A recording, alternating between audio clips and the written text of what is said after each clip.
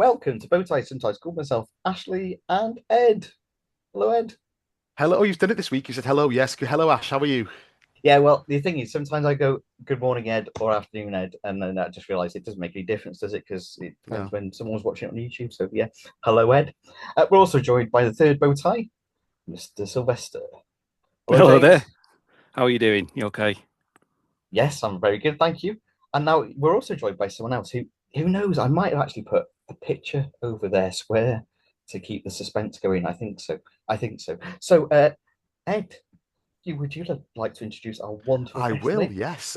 My background and t-shirt might give a little bit of a clue away.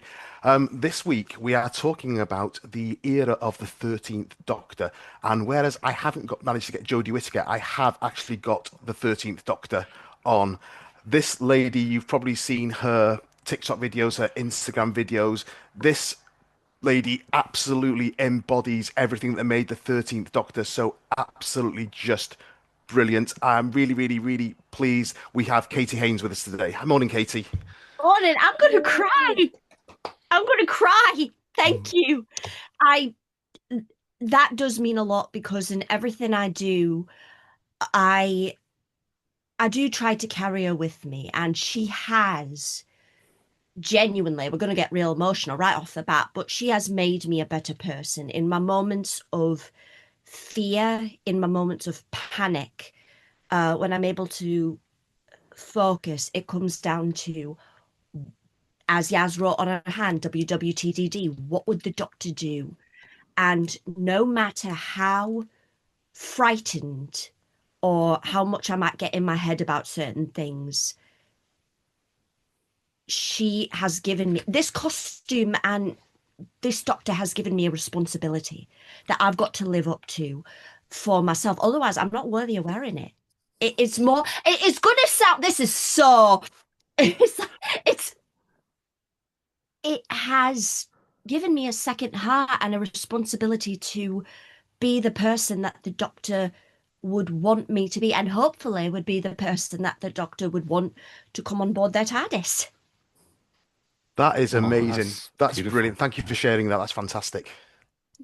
Thank you. Oh, And I fell in love with the doctor through Christopher Eccleston, and that is a whole story because imagine, all right, for those of you who don't know, I came over from America, just moved over to the UK. I took a long time learning to do the Sheffield, Jodie's accent. There's something I do have to say, and this is something that can be included. I'm a 13th Doctor impersonator. I'm not a Jodie. I always try with all of my heart to not be a Jodie Whittaker replica because um, not only is she brilliant, but she's done content that I wouldn't want to do on my channel, and I wouldn't feel appropriate to do on my channel. So yes, I've done things from when she did Antigone with Chris. We're going to get back onto Chris right now, but you're not going to see me do like Broadchurch or Time, just because A, it wouldn't fit, and B, it's like that's someone else entirely. But getting back to Chris, imagine if you will, um, we get to Chris's regeneration, and I've spent a whole time falling in love with Chris. I didn't know there was only one season. You know, I'm an American. I don't know Doctor Who. So Chris starts acting real weird, and he's talking with Rose, and I'm looking at my husband, and my husband's got this smile on his face because he knows. He knows. I don't know. I'm like, what's going on? What's going on? Because this sounds like a death speech. I don't know what's going on. Then all of a sudden, there's David Tennant, and I'm staring at it. No, no. What is that? I don't want that. Take it back. Where's my doctor? Who's this? Who are you? No, no, no, no, no, no, no, no, no, no. Bring me back my doctor. What is that? I don't want it. Where's my receipt? Take it back. Um, and then that turned into uh, you know, every time there was a regeneration, it broke my heart, and I fell in love with Matt. Um, Peter, I had this moment with Peter. I didn't fall in love with Peter right away. And I thought, oh, I don't know, I don't like this. But there was a moment in, I think it was the Forest of London, where there's always a definitive moment for me when an actor becomes the Doctor, and it was when the little girl was knocking on the TARDIS door, and he popped his head out, and I was horrified. I was like, I don't know, I don't know. And I watched him, and he looked down, and he got down, and he looked directly at her, and I was like, oh, we're all right.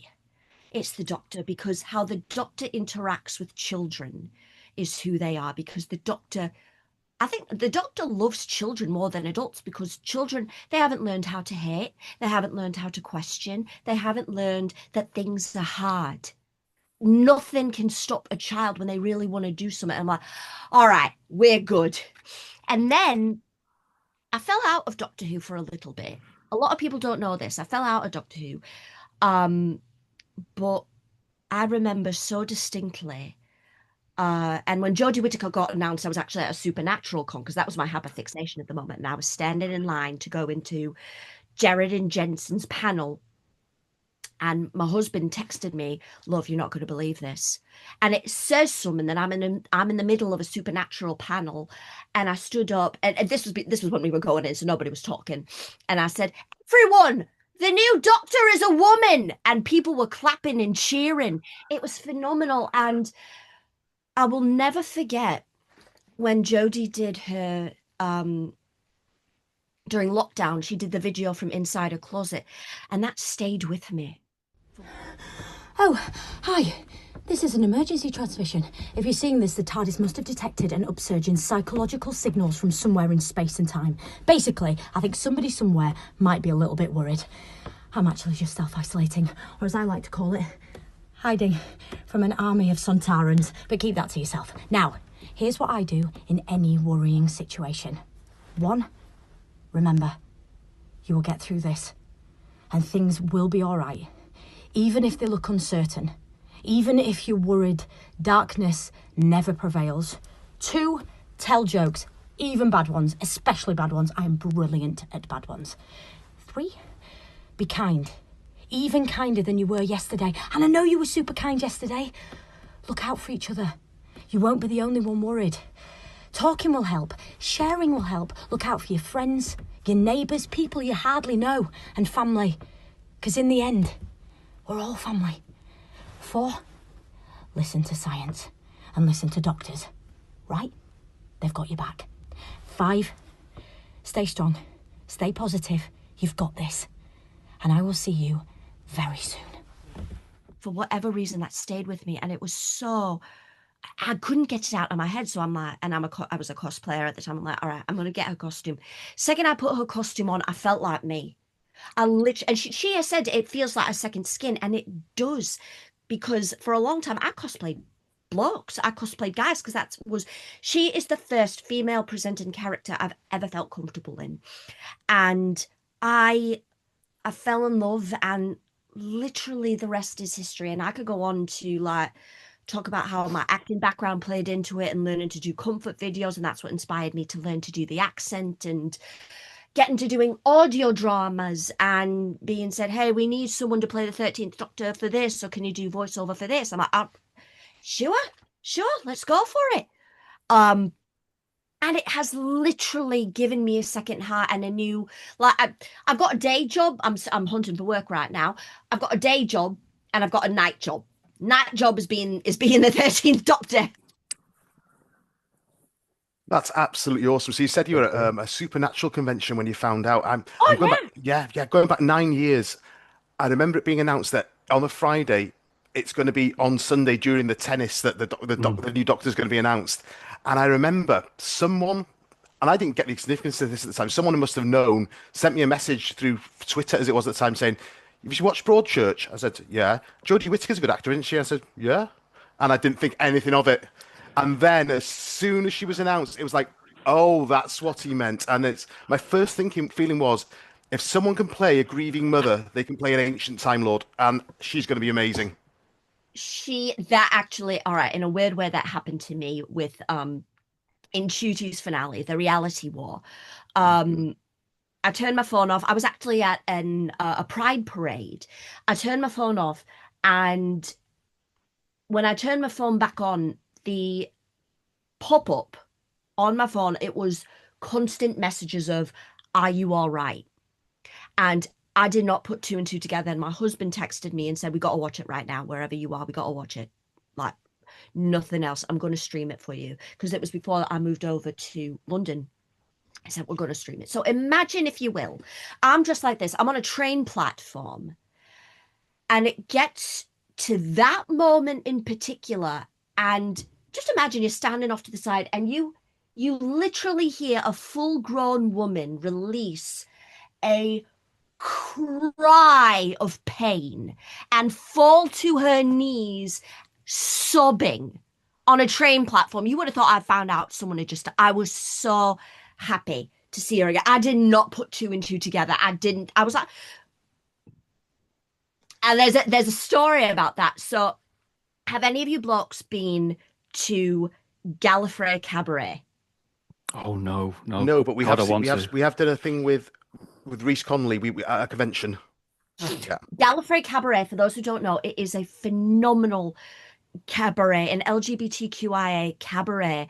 These performers, they've got acrobats, burlesque performers, fire breathers.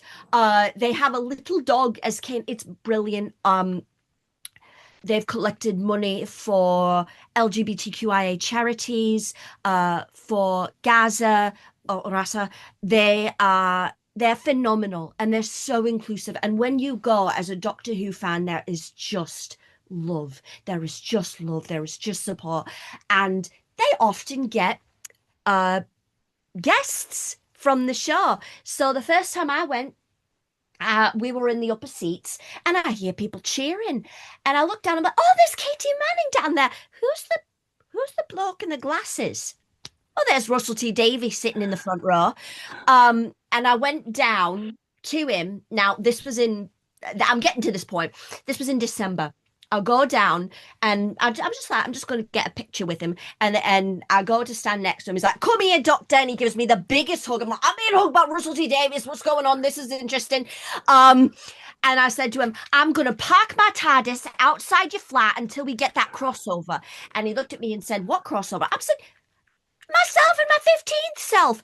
So the running gag in the house, my husband says I caused that to happen. I don't know. It was pre-reshoots, so I'd like to believe it, but that's me being bigger myself. I'll believe that. I genuinely don't know whether we'll believe. I take it. Just wobbly, believe it. timey-wimey. Yeah. So Jodie, obviously, when she was cast, meant a lot to you. Were you aware of her as an actor before she was cast as the Doctor? No, I was not. I didn't know who she was. I didn't think she was Like Frozen. Oh, am I there? Am I there now? You're there. Yeah. All right. I didn't know who she was. Again, I'd fallen off Doctor Who a little bit, so I was big into Supernatural at the time. Doctor Who was not at the forefront of my mind, and I put it off.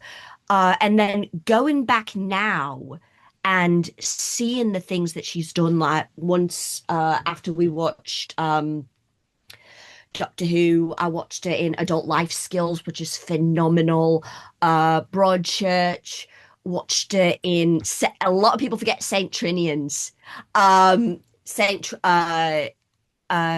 What we got? I watched her in Time. I'm currently watching her in Dear England. One Night. Little kiddies right now, watch One Night when you're grown up. But her performance in that absolutely destroyed me. And now hearing her come back for Big Finish. Oh, I hope if you bring me back, I could do a 3-hour long talk about Big Finish and 13 stories in Big Finish. Excellent. So what apart from that she's the first female Doctor, what is it about Jodie's character that attracted you more than any of the Doctors? What is it about her? It was this energy, this joy of life. She talked about in interview how her Doctor is not afraid. Like, her Doctor has had fear, but oh, that's new. I want to take a look at that. Or, oh, I want a sofa. I want a purple sofa. She has this energy that is so full of life. Everything is fascinating to her. Everything is beautiful to her. She does not have the anxieties and the fears that hold me back personally. And I saw that kind of beautiful energy that I want to have every single day. And as I watched her episodes, you see her have a she's very much like Matt, and she's also very much like Tu, which is funny because she never watched Doctor Who before she joined the show. And there is the energy that I also fell in love with Matt, of excitedness, positivity, love of the whole universe, and the fact that people can change if they choose to.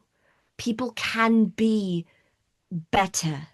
They can learn and they can grow. And they can face things about themselves that they probably wouldn't want to face. And she is so I was thinking about this the other day. If you watch her in Rosa, watch her in The War of the Suntarans. Who are you? I'm Mary C. Cole's assistant.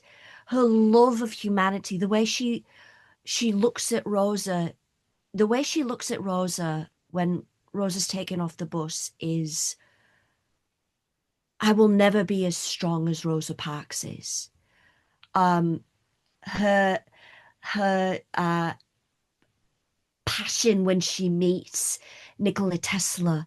Oh, I wish big finish. Here we go. I want a two-parter story where she's got to travel with Nikola Tesla, and we do get that a little bit in her comics. She sees Nikola Tesla and Thomas Edison again when they're captured by another Skithra queen. She's just got so much excitement, and we see that a little later on it's hiding tough conversations that she didn't want to have. And I just wish I could find that positivity. I had a conversation with, I got the opportunity at Flux, Birmingham. Jodie and Mandip were there. And there was something that I noticed in their interviews that I wish I had so much. And I broke down crying when I asked them this question. How do you travel hopefully every single day? How is every day beautiful for you? When I look at the world and I see horrible things going on that I can speak out about, but I can't necessarily change, that I can give my attention to, that in the moment, there are so many things that the doctor could change in the moment. And I hate that I cannot change. I myself can learn and continue to follow an anti-racism journey that will go my entire life, but I cannot eradicate racism from the world right now. And that's not necessarily something the doctor could do, but the doctor would have the platform to speak out and really encourage people to grow. How do you travel hopefully every single day in a world that is so filled with hate and bigotry? And she said, how do you travel hopefully every single day? She said, we don't, nobody does. You know, what we show is not not our saddest moments. We put on our best and our brightest faces, but you know, we're still people too. And that's something that why people love Doctor Who so much, is that there is so much hope, there is so much positivity. And that is one of the main reasons I want to carry, even in my darkest moments, because you know, I'm human, I get angry. I think of the 12th Doctor. When are people going to do what they always should have done? Sit down and talk. People people need to know that what they have done is wrong. But if given the chance to grow, if they say genuinely they want to grow, and they should we not give them a shot? Because that's what the doctor would do. Use it, Charlie. Learn from it, please.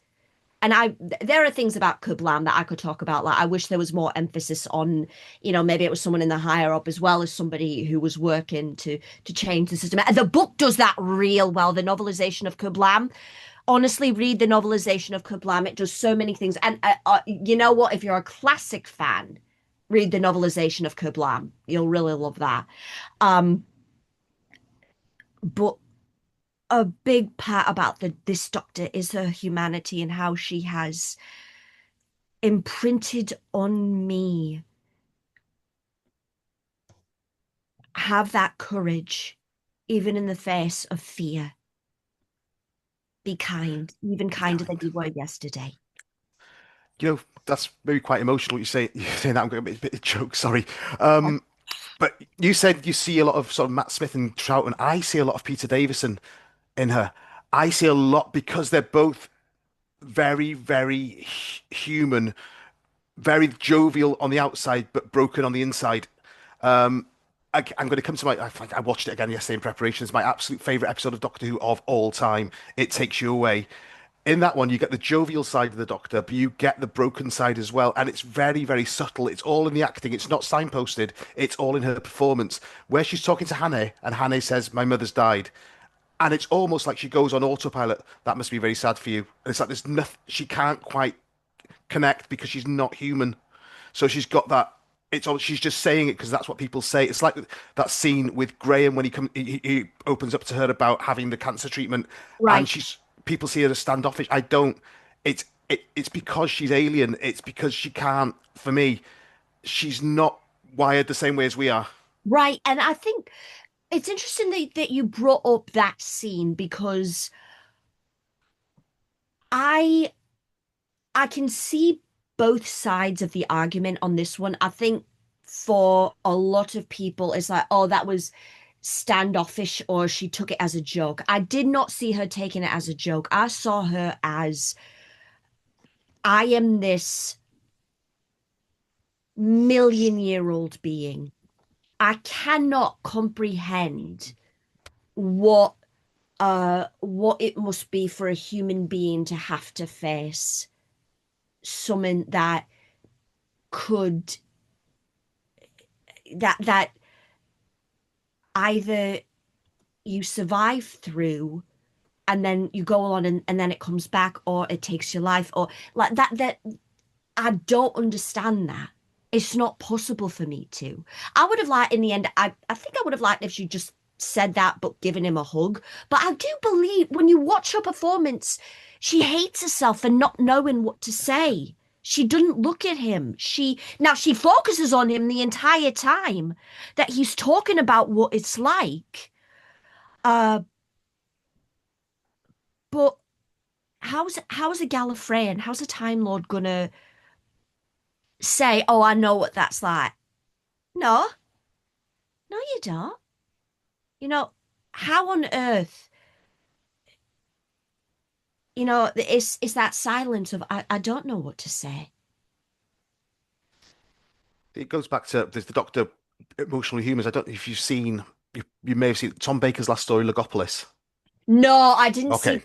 Now, to be fair, my classic is Yeah, I have seen Pyramids of Mars. yeah, I've seen the 5 Doctors and I've seen the 3 Doctors. With okay. I love. Oh my God, I love the 5 Doctors so much. Yeah. Well, in Logopolis, there's a scene where he's just met Tegan, and they're on Logopolis, and you find the audience knows that Tegan's aunt's been killed by the Master, and the Doctor just again, it's the whole thing of they're alien, they can't comprehend it. That when Tegan finds out, he just goes, "Your aunt," and looks at her and pats her back and walks away because he doesn't know how to. He can't do it. Right, And it's there all the way through to Jodie. you can actually you brought up comfort. Oh, here's an interesting point I just thought of. Um, the Doctor is always happy to see their companions, will always protect their companions. And I'm sure someone who's watching this, you can call me out because it's been a while since I've done a full rewatch. But even with Capaldi was not. Capaldi had flashcards. Like, I'm so sorry about the death of your husband slash uh wife slash pet. The only person the Doctor comforts is the Master. And we see that in I can't remember the episode, but you can't do this. You know what I'm gonna say. I forgive you, and actually like comes around the Master and holds the Master. And that is, you're comforting your own I don't know, like your own species. Like can a human comfort a cat, or can a human I don't know. That is a whole other metaphysical conversation to be had. Yeah, so you're saying about the Doctor, the only person they ever comfort is the Master. Again, true way back when, because in the Pertwee era, they were almost, well, it was going to be allegedly revealed that they were brothers. Who knows? But in the Pertwee era, when the Master's been captured, the Doctor goes to visit them in prison to make sure they're Right. okay. And So, that, and I don't know. Oh, that is something to explore. There's another big finisher. There's a book for you, wherein, and we actually I was a part of.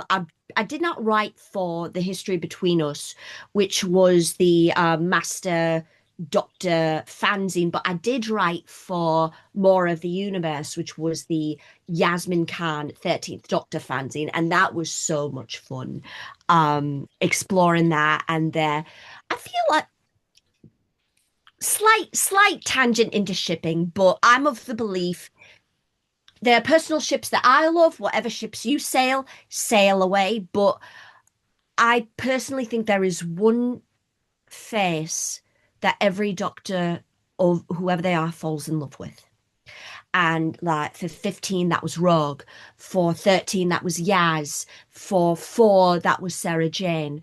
For 9 and 10, that was Rose. For 12, even though Clara was their main companion, I feel like that was River Song.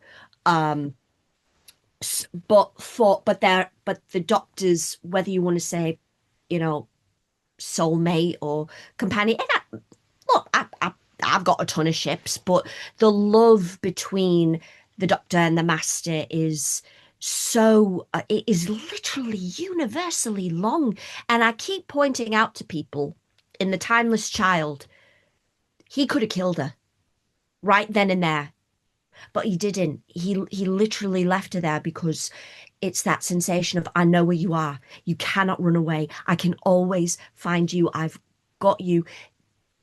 Ainsley, a Doctor without the universe, scarcely bears thinking about. Which, by the way, shout out to I love the 5 Doctors, because you can see the scenery dripping out of his mouth. Same with Eric Roberts. Oh my, I love those. He's such the Master or Missy. They're such a little menace to the universe, but I love them. Yeah, it's almost, I don't know, the Master. My wife, the Master annoys my wife. She says, he could win now. He's not doing it. He's almost like he's playing at being a bad guy. No, well, and again, that's the thing. We see that with Missy. My 2 Masters, Missy and Sasha, I love them. I will go to bat for them every single day. No disrespect to any other Master. They're phenomenal, but those 2, I love them. I said to someone else the other day, she's not good, but I feel like Missy understands a little bit more why the Doctor appreciates humanity. Because she will encounter a human that's like, all right, there's no reason for me to kill you. You've got some, you're worth keeping around. Sasha, we don't know where Sasha is on the timeline, and that will, we could go back and forth. I don't know where Sasha is. I've got no input as to where Sasha is. He's there. He's chaos embodied. Listen to Big Finish Inner Demons if you haven't, and then big thing.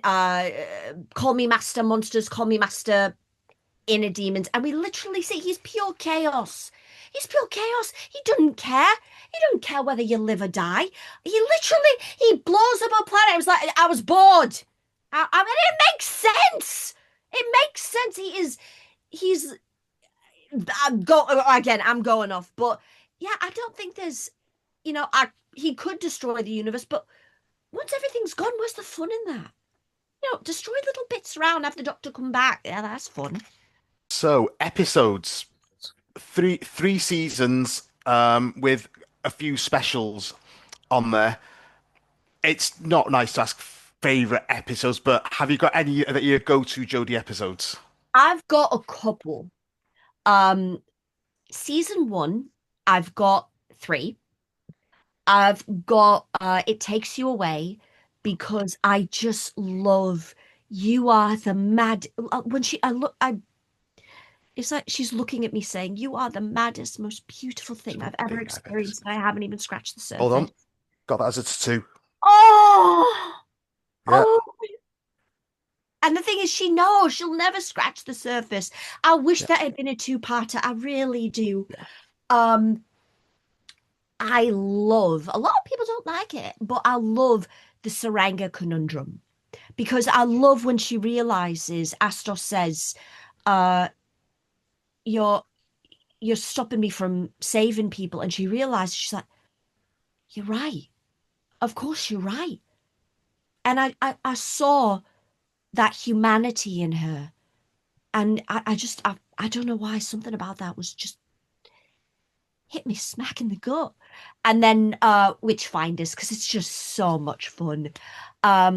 Series 2, I love Nikola Tesla's Night of Terror. Perfectly written, historical episode, so much fun. Love Spyfall, because we get Sasha. And I'm going to get on my little mini platform here. I love The Timeless Children. I don't think it impacts the canon. And I think it is so in line with what Time Lords would do. It is so in line with their cruelty and their superiority. And it's also obviously don't dig deep into it, but it is a look at colonialism and white supremacy. And it's no, go back. Tecteun is experimenting on a child of color to break that genetic code. That is a whole exploration into the cruelty that the Time Lords would do. Whether or not it should be the Doctor or it could be the Master, that's another conversation. I'm not sure. I do like that it is the Doctor's like, oh, the Doctor. Some people have said, well, it makes the Doctor the superhuman being. The Doctor's always been a superhuman being. They've always found a way to give the Doctor either more regenerations or that the human race has empowered the Doctor. Tell me the human race is degenerate now when they can do this. It makes so much sense that the Time Lords would do this. And it makes so much sense that the Master would react this way. I firmly believe they'll find a way to bring Gallifrey back. They always do. And I love Flux. I love Flux. Little bit of a soapbox. I wish it had been maybe an extra 2 episodes longer. I'm going to blame that on COVID, but I love Flux. I love the War of the Suntarans. I absolutely love Village of the Angels, because Village of the Angels did the one thing that no other Doctor Who episode has ever done. And that is make me afraid of the Weeping Angels. I am the loner. I was never afraid of the Weeping Angels. I've never been afraid of zombies. I was never afraid of the Weeping Angels. Always afraid of Cybermen. They are You give me a full list of, where do you rank Doctor Who villains? Yeah, Weeping Angels will send you back in time. You'll still have the chance to live. It's terrifying, but you still have the chance to make an impact. Daleks, they'll just kill you. But Cybermen, you will lose everything of who you are. I was horrified when I saw the Cybermasters. That is the epitome of cruelty. That is the epitome of horror. You can't kill it. It's got no feeling. You have no emotion. You are trapped in your head. You are screaming to get out. That is, oh my God. And, we could go off on, we could talk about Bill and what was done to Bill as a black woman, a black gay woman, forced conversion. That is, I was so angry. I was so angry at what happened to Bill. It's not, there's only one Doctor Who Doctor Who episode that I personally disliked to the point where I would say you are insulting me. We're not going to talk about that here. Namely because I know it's probably somebody's favorite episode, and there are good things about that episode. And I do believe that even the worst Doctor Who episodes have something brilliant. I'm actually going to go back to season 2 for a moment, series 12. Kitty, I love Orphan 55. I love Orphan 55. It is classic Who in a new Who package. It is so silly, so over the top, and so much fun. Also, it's like, environmentalism.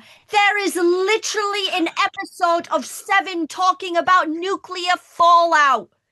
And you know what? If you don't want episodes about environmentalism, do something to change the environment. It's selective memory loss for selective memory loss for fans, because Doctor Who has always been a program with a centre left agenda ever since I was a child watching it. Yeah, Pertwee era. Every other episode was about the Doctor saying how the world's been destroyed by chemicals, by progress. So it's nothing new. It's people like to cherry pick for an agenda. Yeah, exactly. And but Village of the Angels made me horrified of the Weeping Angels. It made me absolutely scared. I will say again, I keep going back to Big Finish because Big Finish is one of those things where we can literally do this. I want Swarm and Azure to come back.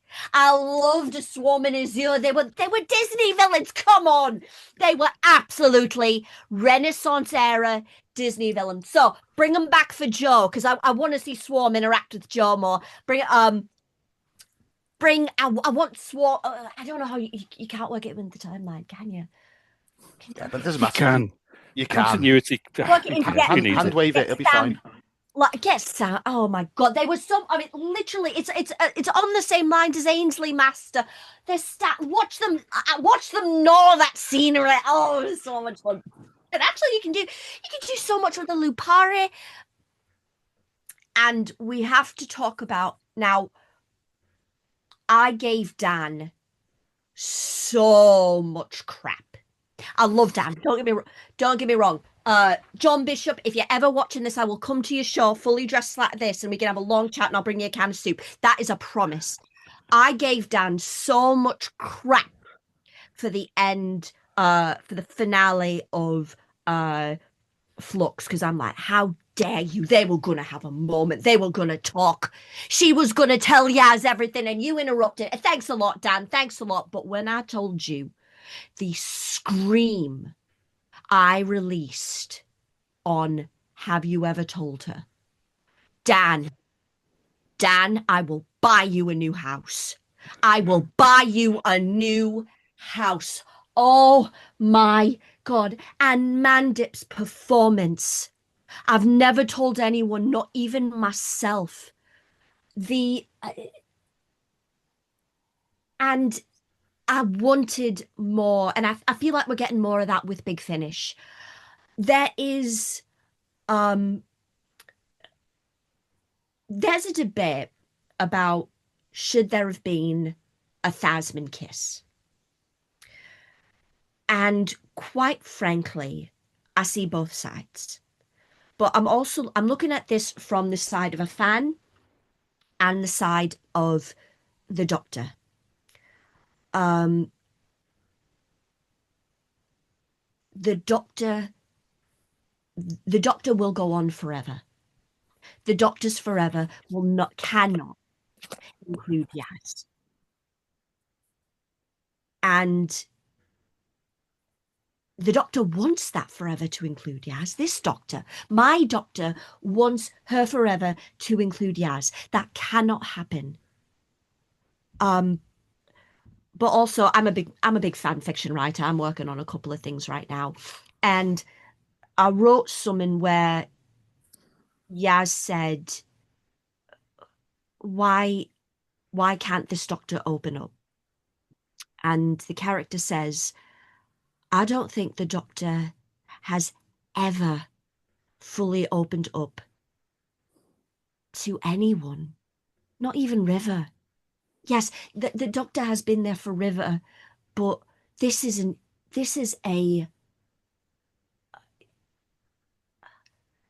a universe in a person. She is the universe. I say that she is my universe.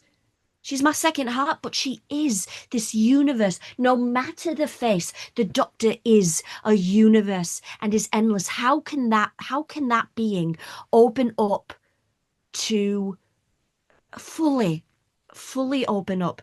And I think she's so scared to open up to Yaz, to say, this is what I've done. This is who I am. Because can Yaz understand that? On some level, yes. And Yaz would forgive and Yaz would listen. But could any one of us, any person on the planet, listen to the Doctor and fully understand? The only person who could possibly do that is the Master. But the Master's going to look at it from a completely different standpoint. But I'm a fangirl. If I had seen that kiss, yes, I would have loved it. It would have, but also, what would that mean?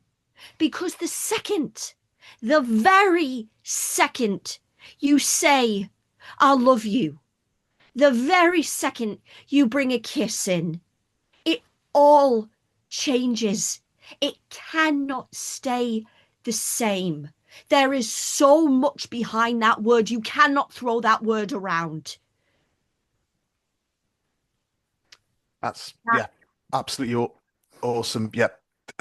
It's, again, about the coming out there with there was no kiss. It was what was left unsaid, I think, was maybe even more. That moment where they were sitting on the TARDIS at the end having ice cream, where she knows she's come to the end, and it's just what they don't say. It's all in the acting. It's so subtle. It's in the acting. The fact that Yaz says, let's not say goodbye. Yeah. And there is so much, like, what, also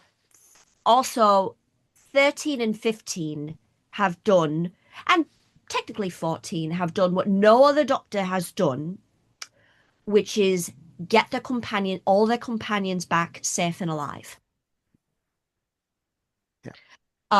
Except for Rogue. I'm so mad about that. Could have been, and that one hurt. That one hurt so much. I love that episode. I could talk about that. And Jodie was phenomenal. We could have had more. We literally could have had more. I am so angry at some executives right now. But that's another thing that can be picked up on, hopefully, exactly. if it continues. But it's unfortunately up in the air at the moment as to whether we're even getting a Christmas special. We don't know. Unfortunately, I think either way, I think as I was watching Ellie on Who Culture,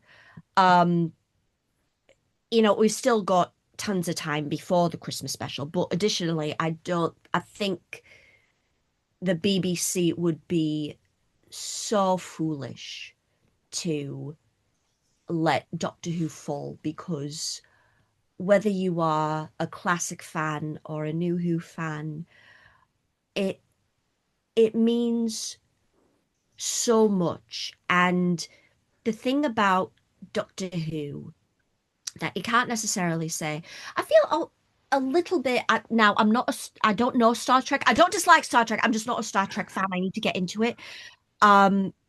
It can continue on. It can carry on.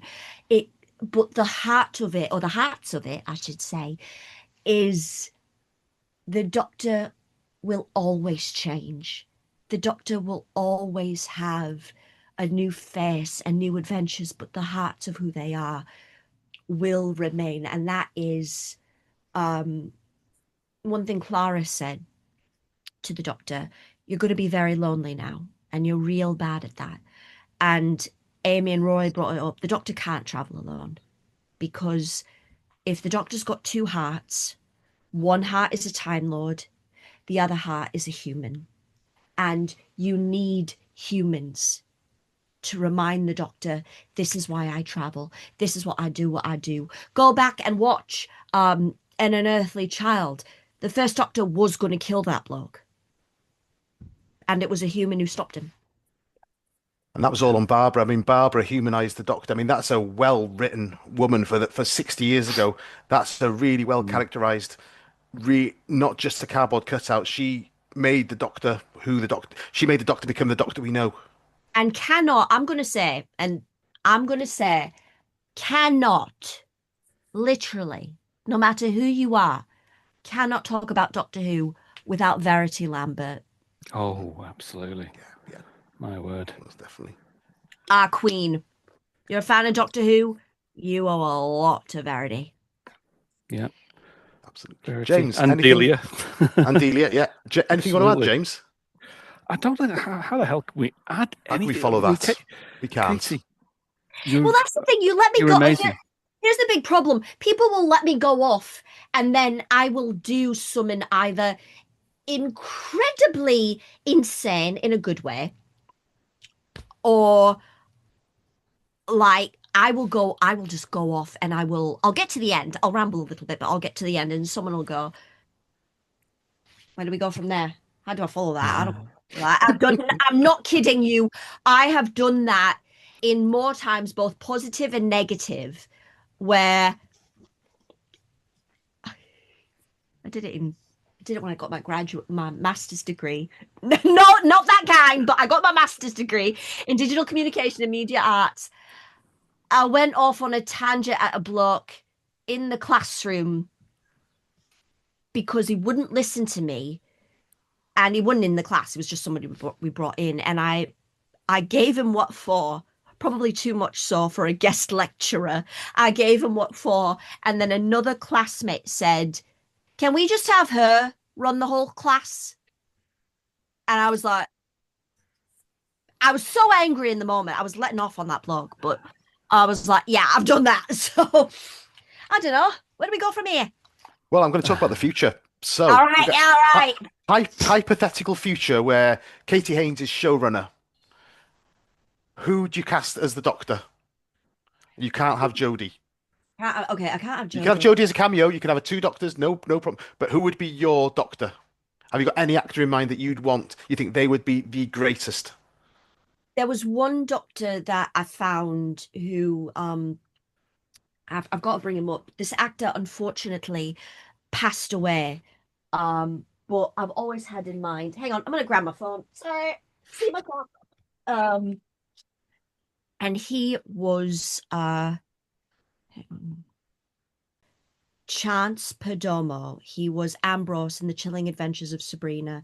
I was watching that with a friend. Absolutely phenomenal actor. He sadly passed away on March 29th, 2024. He was only 27 years old. If I could have cast him, I absolutely would have. Currently, who do I want? Ooh. Because there's so many. All right. Hi again, Kitty. And every time the cat's there, keep that in. I have a showrunner. I'm the showrunner. I'm going to do a Chris Eccleston. And it's going to be for one season. Almost going to be a joke, but not a joke. Like the joke is throughout the season, and fans will pick up on it real quick. But I'm going to cast Michael Sheen as the Doctor. Come on. I know where you're going. Come on.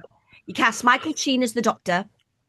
Bring back Sasha, So he's got another full season, and we see him pop up a lot. Basically, any way I can get Sasha in to play the Master more, I'm gonna. Who would I cast as the companion? Ooh, who would I cast as my companion? Oh, and I'd bring the Rani back too. She was done so dirty. She was done. Hang on. Why am I blanking on her name? I cannot blank on her name.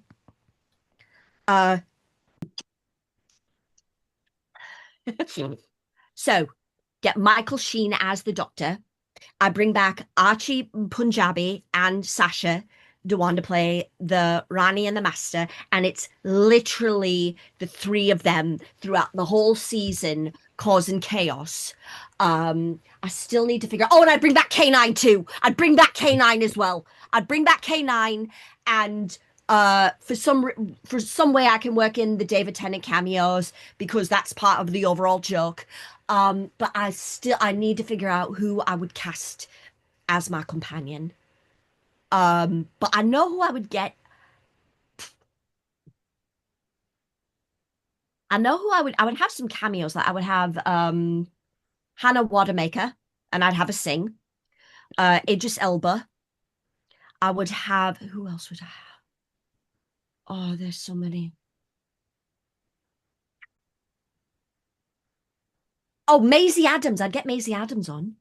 Mo Gilligan. I actually would try to get Paul Hollywood on as well. I haven't got an overarching plot line though. I do have one that I would want for about, if I could bring Jodie and Sasha and Mandip back, I have an overarching plot where it's literally Yaz trying to look after these two Time Lords that are at each other's throats, and exploration of what love is to a Time Lord, and you know who can go there. But oh, all right, we're gonna have to move on because I need to think who my companion would be. And I'm going to go back a bit, so sit back a bit. What you were saying before about the Doctor being a super being. Again, it's not new. It was hinted at during the Sylvester McCoy era of the Doctor being the other, as one of the Trinity that started Time Lord, the whole Time Lord Society. So when I think Timeless Child, when it came out, I was like, oh well, I love Lungbarrow. I love Lungbarrow. Is it going to destroy Lungbarrow? And it's not. It's completely compatible. The whole thing about the looms and the other, it's all in there. I was going to say that's the one with the looms, and now That's the one with the looms. I know it's a controversial topic, but again, it's something that they would do. It's genetic. It's literally using. It's what some people do right now with egg donations. It's trying to create genetic superiority. Look, the Time Lords are not. The Time Lords are not good people. The Time Lord, and Jodie literally says it multiple times in the comics.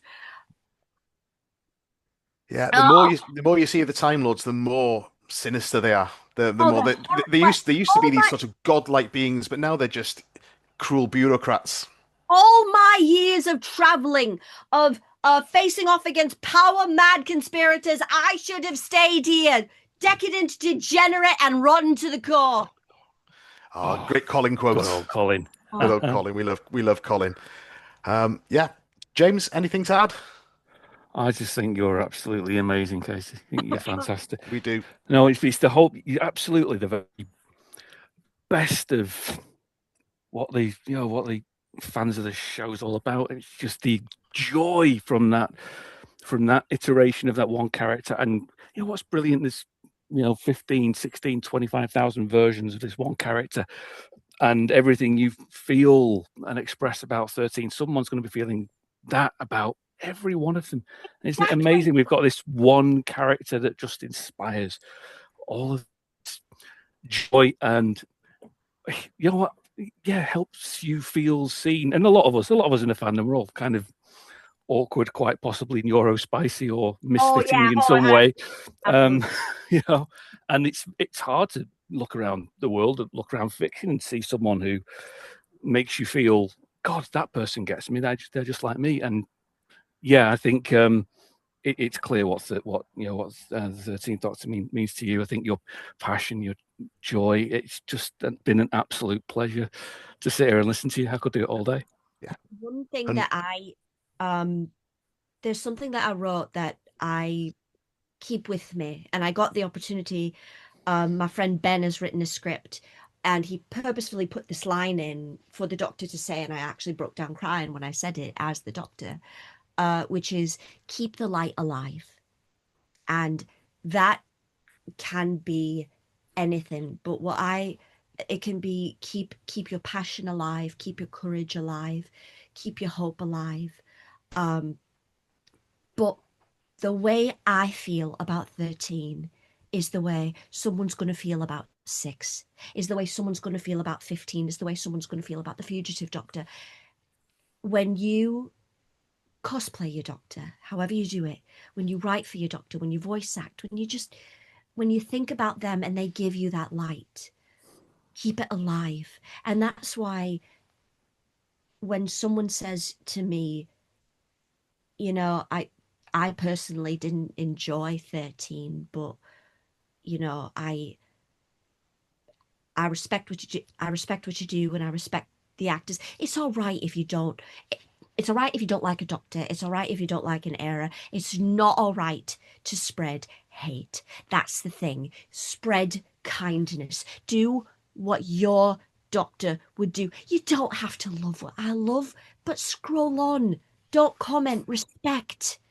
Because at the core of the Doctor, there is respect and love. And yes, like I said, there's an episode I don't like, but what you see in that episode, if it brings something out in you that is positive or makes you think, then that's brilliant.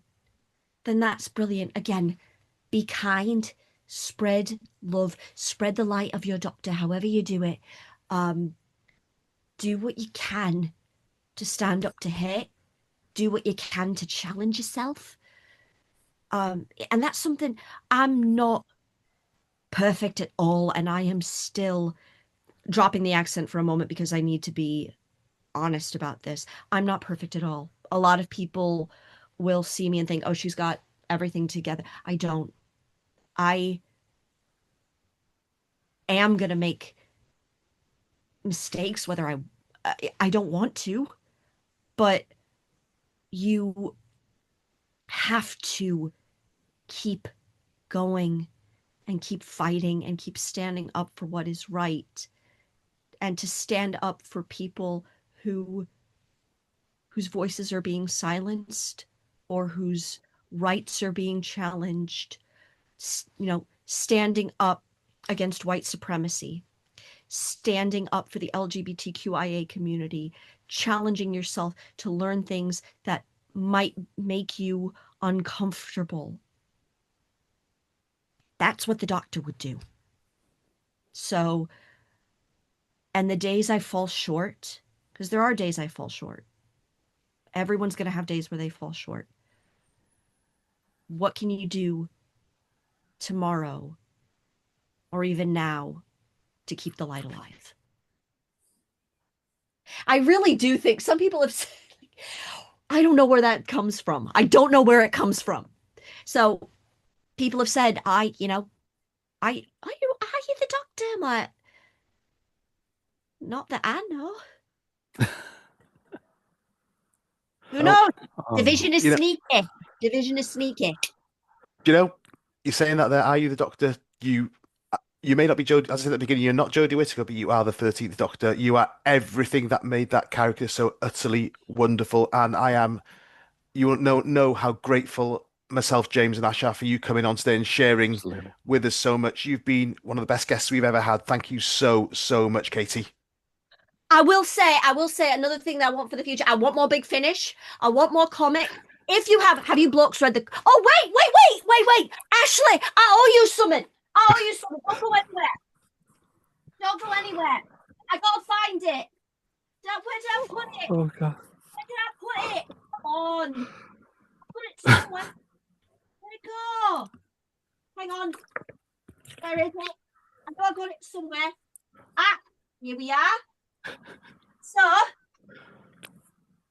I was next to. Is it? Hang on. I've got to pull it out. So we are talking about Spyfall and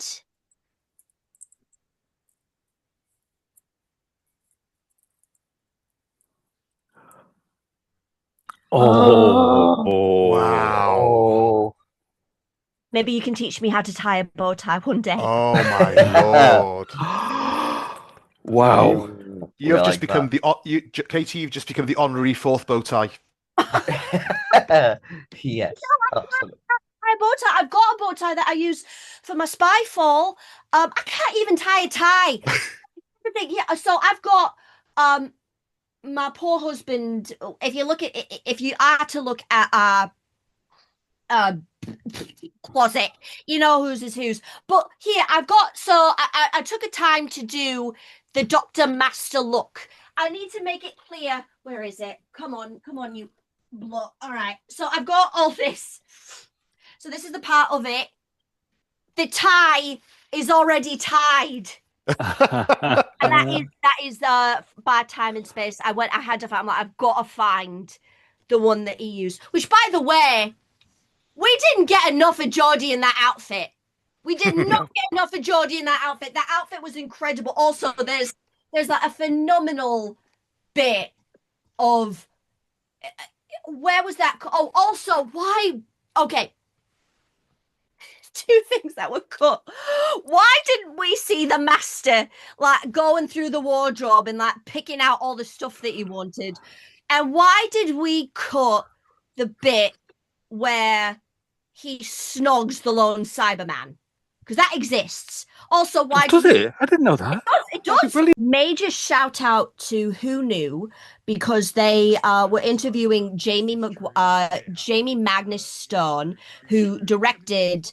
If I'm not mistaken, he directed the Timeless Children. And I ended up, where is it? I ended up doing this. It's true. It's true. It's one of these. Sacha Dhawan has said that there is a version of Power of the Doctor that exists where he snogs the lone Cyberman. Is this true? Yeah, it's true. It's true. I mean, it was one of these things where it was unscripted. I think I had actually, as part of the Timeless Children, I'd got Sacha to snog the lone Cyberman as well. Didn't make it into the cut, which is fine because that's Chris's choice. So now that's all I'm asking. Absolutely not. I promise you won't even know she's gone. You're not borrowing my TARDIS. Why not? First of all, you don't even know how to fly. Neither do you a lot of the time. Secondly, there's no such thing as a small change to history. Look, it's nothing big. I'm not going to rewrite history. I promise. All right. What's this for? Archival purposes. Archival purposes. Think of it as an extension of lost media. Lost media.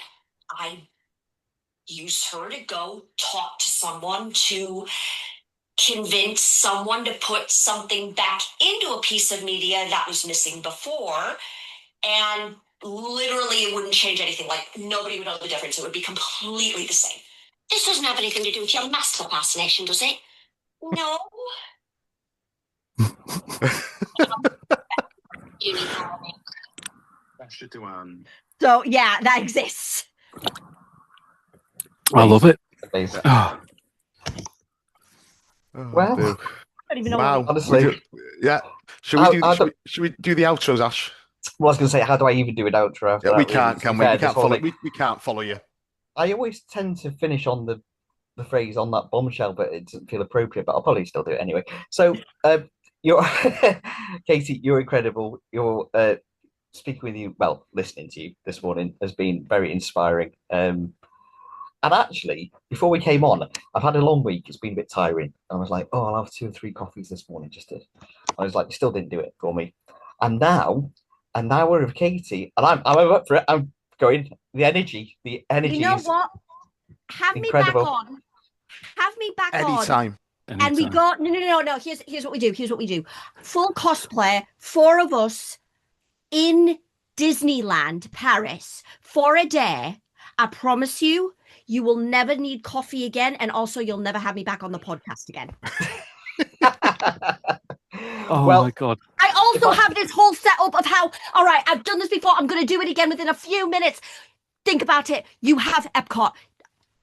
Why not have a Doctor Who attraction in Epcot, and you could have like what they did with Star Wars. You have days where Cybermasters are walking around, Daleks are coming down the street. You can try fish fingers in custard. You could have a TARDIS where it rotates the interior, and every day you could meet a different Doctor. You could meet the Fugitive Doctor. You could meet the Seventh Doctor in S. You could literally have an attraction where you're going through all of time and space. I know Disney, I've got beef with you because of what you did to NCT, but come on, think about the opportunities you could have. And on that bombshell, this has been Bow Ties Are Sometimes Cool. I had no idea when I was coming on that I was going to do the outro. Goodbye. And goodbye from me. Goodbye from me.